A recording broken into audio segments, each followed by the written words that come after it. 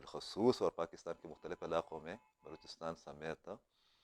کوئی آپریشن ہونے جا رہا ہے، اس کے بارے میں معلومات یہ ہے کہ بڑے پیمانے پر کوئی بھی ایسا آپریشن زیر غور نہیں ہے جس سے ماضی کی طرح لوگ ڈسپلیسڈ ہو، وہ آئی ڈی پی بنے، وہ اپنے علاقے چھوڑ دے۔ مخصوص علاقوں میں مخصوص اطلاعات کے مطابق یا اس کے تناظر میں کارروائیاں کی جائے گی۔ اور آپ نے دیکھا بھی کہ نہ صرف یہ کہ وزیرستان اور چند اور علاقوں میں آپریشنز ہوئے ہیں، بلوچستان کے اندر بھی آپریشنز ہوئے ہیں، فل پلیج آرمی آپریشنز جن کو ہم کارروائیاں کہہ سکتے ہیں، بلکہ گزشتہ چند گھنٹوں کے دوران باجوڑ میں بھی دو تین بڑی کارروائیاں ہوئی ہے۔ جنگ ایک فیصلہ کن مرحلے میں داخل ہو گئی ہے۔ لگ یہ رہا ہے کہ فورسز اور ٹی ٹی پی کے درمیان مقابلہ ہے، اور اچھی بات یہ ہے، یہ مقابلہ بھی نہیں ہونا چاہیے، مگر جو ہے وہ حقیقت ہے۔ اس میں کوئی غیر متوقع بات نہیں ہے کہ ایک فیصلہ کن جنگ لڑنے جا رہی ہے۔ پراکسیز بھی بہت ایکٹیو ہے، انٹرنیشنل جو انٹیلیجنس ایجنسیاں ہے وہ بھی پاکستان کے اندر بہت انویسٹ کرتی آ رہی ہے اور کر رہی ہے، مگر جنگ جاری ہے۔ اور اس میں جو صورتحال بنی ہوئی ہے اس کا خلاصہ یہ ہے کہ ٹارگیٹڈ آپریشن کیے جائیں گے۔ بعض علاقوں میں اگر ان کی موجودگی کی مصدقہ اطلاعات ہے تو وہاں پر شاید کہ ایک دو تین دن کے لیے لوگوں کو نکالا جائے، ان کے لیے انتظامات کیے جائے، مگر اس قسم کا تاثر دینا خاص کر سیاسی حلقوں کی جانب سے کہ آپریشن میں لوگ ڈسپلیس ہوں گے یا پہلے کی طرح کی صورتحال بنے گی، وہ اس کی گنجائش بہت کم ہے۔ اس حوالے سے جو اسٹیبلشمنٹ یا ملٹری اسٹیبلشمنٹ یا حکام کا جو کہنا وہ یہ ہے کہ ٹی ٹی پی کے خلاف سخت کارروائی کا وقت آ گیا ہے، اور یہ اس لیے بھی ضروری ہے کہ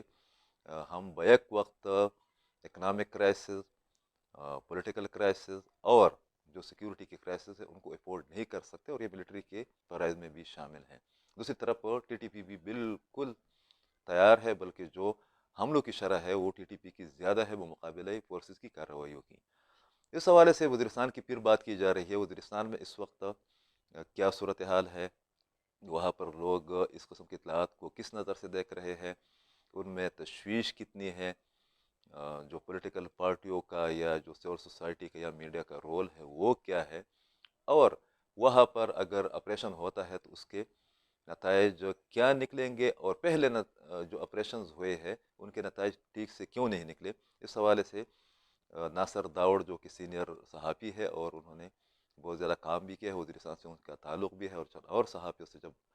پوچھا گیا تو انہوں نے اس قسم کے جوابات دیے۔ دیکھیے عقیل صاحب، اس میں کوئی شک نہیں ہے کہ وہاں پر جتنے بھی لوگ ہیں وہ بھی ایک بار پھر غیر محفوظ ہو چکے ہیں۔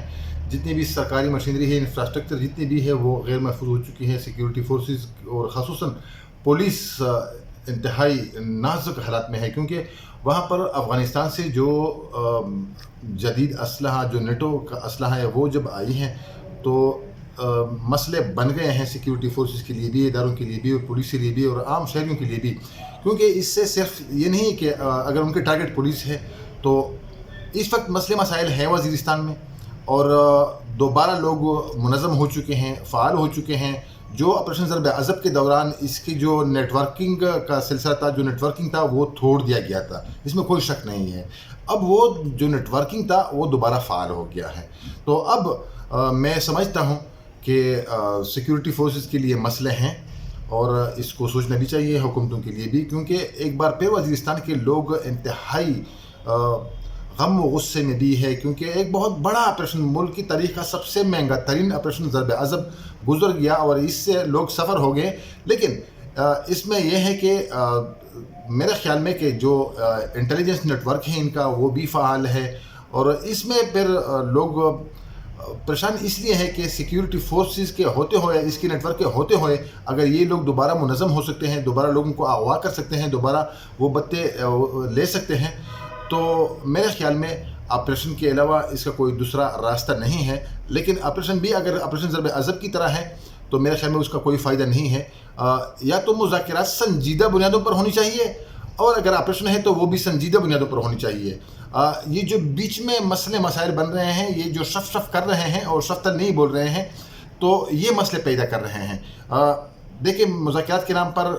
دوبارہ ان کی جو نیٹ ورک تھے وہ فعال ہو گئے ہیں، दोबारा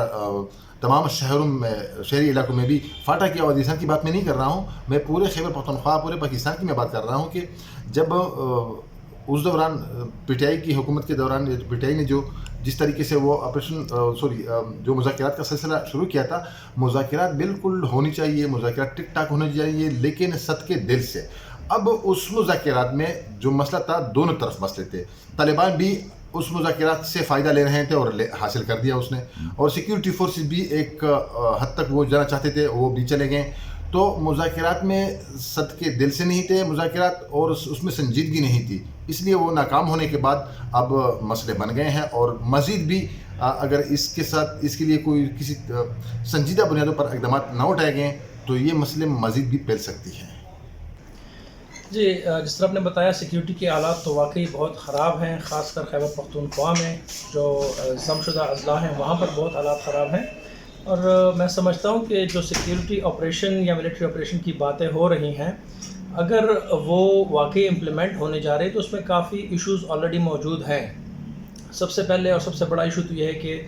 कहाँ पर ऑपरेशन होगा, क्योंकि ये जो मसला है ये मेरे ख़्याल से पूरे सूबे में बल्कि मुल्क के कई इलाकों में फैल चुका है। तो ऑपरेशन तो एक टारगेटेड एरिया में हो सकता है, बड़ी आसानी से हो सकता है, लेकिन यहाँ पर तो हर जगह ये मसला फैला हुआ है, तो कहाँ कहाँ पर हम अपने मिलिट्री को या फोर्सेस को स्प्रेड आउट करेंगे।